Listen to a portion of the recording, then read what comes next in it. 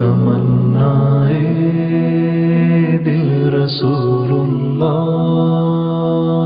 तमन्नाए दिल हबीबुल्लाह। अस्सलाम वालेकुम व्यूवर्स, आप देख रहे हैं मेरा चैनल होम्योपैथी एंड हेल्थ और मैं हूं आपका डॉक्टर मोहम्मद एजाज़ अब्बासी।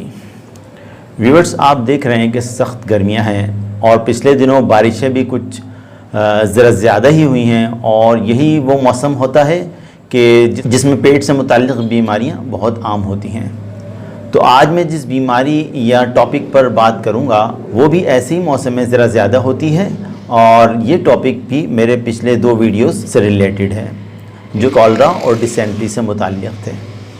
तो आज का हमारा टॉपिक जिस डिज़ीज़ से मुताल्लिक़ है वो डायरिया या इसहाल है। तो आइए शुरू करते हैं।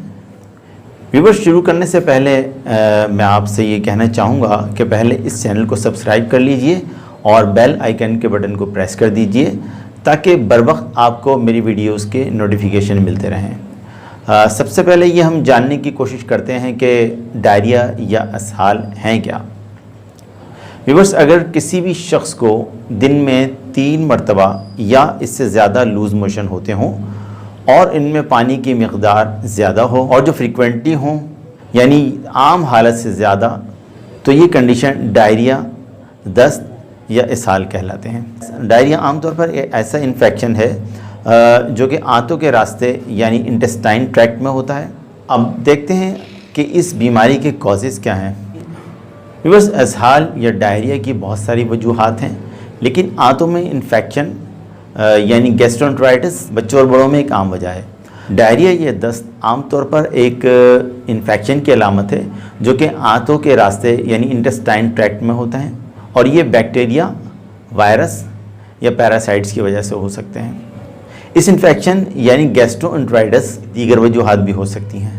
एक वायरस की वजह से जो नोरोवायरस या रूटा वायरस कहलाता है, बैक्टीरियाज की वजह से जो कैम्पाइलोबैक्टर इकोली कहलाता है, और इसकी वजह पैरासाइट्स भी हो सकते हैं जो कंटामिनेटेड वाटर या आलूदा पानी में पाए जाते हैं। इसके अलावा ये इन्फेक्शन बाज़ औक़ात सफ़र के दौरान भी हो सकता है, ख़ास तौर पर इन इलाक़ों में जहाँ हिफ़्ज़ान सेहत के अच्छे मयारात नहीं हैं, और ये डायरिया ट्रैवलर्स डायरिया कहलाता है। Diarrhoea, anxiety, food allergy, medication या तवील मुद्दती हालत IBS यानी इरिटेबल बाउल सिंड्रोम की वजह से भी हो सकता है। इसके अलावा एक कॉज हिफ़्ज़ान सेहत के उसूलों के मुताबिक ज़िंदगी का नाक़िस इंतज़ाम है। अब हम ये देखते हैं कि इस बीमारी के सिम्टम्स क्या हैं। व्यूअर्स, फ़ौरन अपने HGP को दिखाएं अगर दस्त बार बार और शदीद हों और पानी की तरह हो रहे हों, ख़ासकर बच्चों के स्टूल में खून आ जाए या फूड पॉइजनिंग की सूरत में, मुस्तकिल उल्टियाँ हो रही हों, शदीद पेट में दर्द हो, वज़न में बहुत ज़्यादा कमी हो जाए, गुनूदगी ज़्यादा हो, पेशाब बहुत कम आए और चक्कर आने लग जाएं, जिल्द ढीली पड़ जाए। अब हम ये देखते हैं कि इसकी प्रिवेंशन क्या है। डायरिया ये अक्सर इन्फेक्शन की वजह से होता है। आप हिफ़्ज़ान सेहत के आला मयार को बरकरार रखते हुए इस ख़तरे को कम कर सकते हैं। मिसाल के तौर पर आपको चाहिए कि टॉयलेट जाने के बाद और खाने पीने से पहले अपने हाथों को अच्छी तरह धो लें और खाने पीने की अशिया को गर्म पानी से अच्छी तरह धो लें। हर बार टॉयलेट यूज़ करने के बाद इसे अच्छी तरह जरासीम कुछ लिक्विड से धोएं या स्प्रे करें। इन्फेक्टेड पर्सन घर के दूसरे मेंबर्स के साथ तौलिया, कैटलरी, बर्तन शेयर करने से परहेज़ करें। कच्ची अशिया और कंटामिनेटेड वाटर यानी आलूदा पानी से परहेज़ करें। पानी हमेशा उबाल कर ठंडा करके इस्तेमाल करें। अनसेफ टेप वाटर और अंडर कुक्ड फूड से परहेज़ करें। WHO के मुताबिक माओं का अपने बच्चों को पहले 6 माह तक दूध पिलाना लाजमी है। व्यूअर्स, इसके अलावा good personal and safe hygiene की हेल्थ एजुकेशन दी जाए कि इन्फेक्शन किस तरह से फैलते हैं। व्यूअर्स, रिहाइड्रेशन की जाए with ORS solution. This is a mixture of clean water, salt and sugar, जो कि बहुत ज़्यादा सस्ता ट्रीटमेंट है। अगर पेशेंट की कंडीशन बहुत ज़्यादा सीवियर हो जाए तो उसकी रिहाइड्रेशन की जाए विद इंट्रावेनस फ्लूइड्स के ज़रिए से in case of severe dehydration.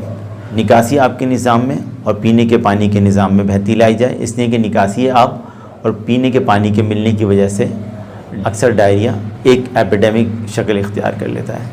Viewers, अब देखते हैं कि कुछ ऐसे इक़दाम जो कि क्रॉनिक डायरिया को मैनेज करने में बहुत ज़्यादा मदद दे सकते हैं। उसमें नंबर 1, दूध, मसालेदार खाने, fatty foods, high fibre food से परहेज़ किया जाए, पानी की मकदार में इजाफ़ा कर दिया जाए, स्ट्रेस और एंग्जाइटी को मैनेज करना और कैफ़ीन से परहेज़ करना। व्यूअर्स, अब देखते हैं कि इसका होम्योपैथी में ट्रीटमेंट क्या है। सबसे पहले मैं जिस मेडिसिन का जिक्र करूँगा वो है क्रोटेंटिक 30। ये मेडिसिन इंडिकेट करती है ऐसे शख्स को जिसने थोड़ी मकदार में पानी या ग़िज़ा का इस्तेमाल किया हो और इसे स्टूल पास करने की शदीद ख्वाहिश हो रही हो और इसका स्टूल पीलाहट वाला, पानी वाले और झागदार हों। दूसरे नंबर पर मैं जिस मेडिसिन का जिक्र करूँगा वो है पोडोफाइलियम 30। ये साल की ऐसी मेडिसिन है जिसमें पेशेंट को बहुत ज़्यादा दर्द के साथ बदबूदार और पानी वाले दस्त हो रहे हों और इसमें अनडाइजेस्टिव फूड पार्टिकल्स शामिल हों। तीसरे नंबर पर मैं जिस मेडिसिन का जिक्र करूँगा वो है कैमोमिला।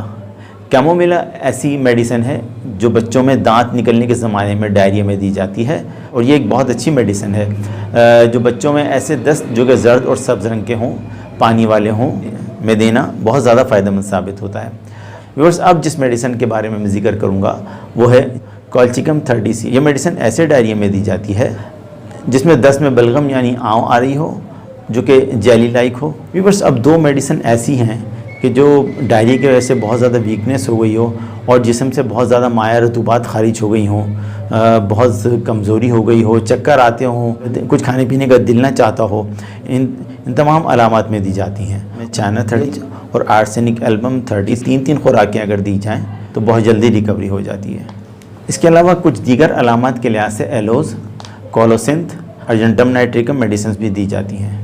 व्यूअर्स, मैं इस बात की उम्मीद करता हूँ कि आज आपको जो मैंने डायरिया के हवाले से इन्फॉर्मेशन दी है और इसके अंदर होम्योपैथी का जो ट्रीटमेंट बताया है वो यकीनन आपके लिए बहुत ज़्यादा मुफीद साबित होगा। और मैं आपसे इस बात की गुजारिश करूँगा कि अभी तक अगर आपने मेरे इस चैनल को सब्सक्राइब नहीं किया तो जल्द से जल्द इस चैनल को सब्सक्राइब कर लीजिए और बेल आइकन के बटन को भी प्रेस कर दीजिए ताकि मैं जिस वक्त जो भी वीडियो किसी भी डिज़ीज़ के हवाले से अपलोड करूं तो फ़ौरन उसका आपको नोटिफिकेशन मिल जाए। तो अगले वीडियो तक के लिए इजाज़त दीजिए। अल्लाह हाफ़िज़।